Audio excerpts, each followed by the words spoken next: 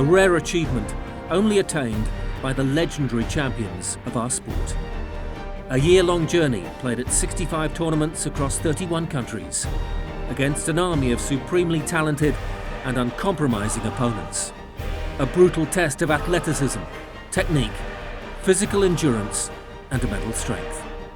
A quest to find the motivation to push harder after victory, to rise above heartbreaking loss, to continue the relentless pursuit to the peak of world tennis. To stand at year-end, alone and victorious, as the ATP World Tour #1. I get extremely humbled when you look at the list of names who have been a year-end #1, and to be on that list is something that I don't. Still, it's tough to believe it. And I think that's something that is nice because no one can take it away. No matter what happens from this point on, you've had that distinction, and that's a pretty big honor. Yeah, for me, world #1 is obviously a huge thing. I was able to finish world #1 5 times already, so that's always something you also gun for.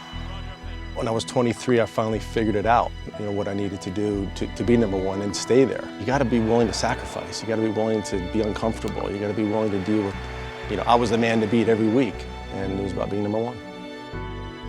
Well, I am the only player actually made to be #1 in the world for 1 week.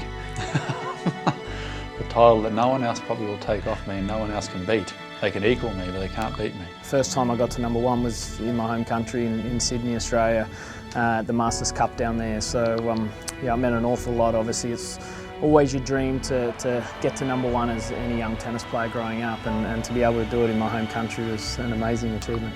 It was, I think, one of maybe the great achievements of my career, really, to get it back, especially in an era where it's, where there's a lot of good players right now, and very, very happy how things went for me.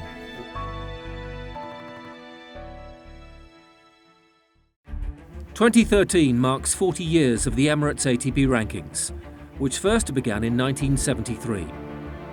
The 40th anniversary celebrations have laid the foundations for a wider ATP Heritage Programme, an ongoing initiative that will recognise and celebrate all major ATP milestones and historic achievements in years to come, as well as showcasing the history of the ATP, the Emirates ATP Rankings, and the remarkable achievements of the world's greatest athletes over the past 40 years. I think respecting the past of any sport is huge for any athlete, and it's one thing that there's such linkage in tennis. We're not a sport that started off where we are today. We've come a long way. There was an amateur era where players traveled the world, and we're just grateful to be able to chance to see the world and be able to play tennis. My favorite historic ATP moment, which involved me, was beating Bjorn Borg in Basel in the finals in 5 sets. Beating Bjorn Borg was amazing to me at the time, and it is still today. I look at the guys that I had my real rivalries with, Mac for sure, and Borg and Lendl and guys like that. That was my generation, but it was, which one did I respect the most? I respected them all. Well, until Pete Sampras came along, I felt that I was able to call Wimbledon my home. On a good day on a grass court, I felt it was very difficult to beat me.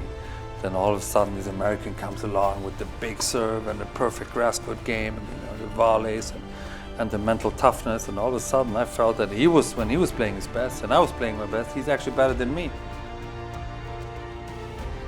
The heritage of our sport defines what the game is today. I'm very proud to be a part of it and its incredible history.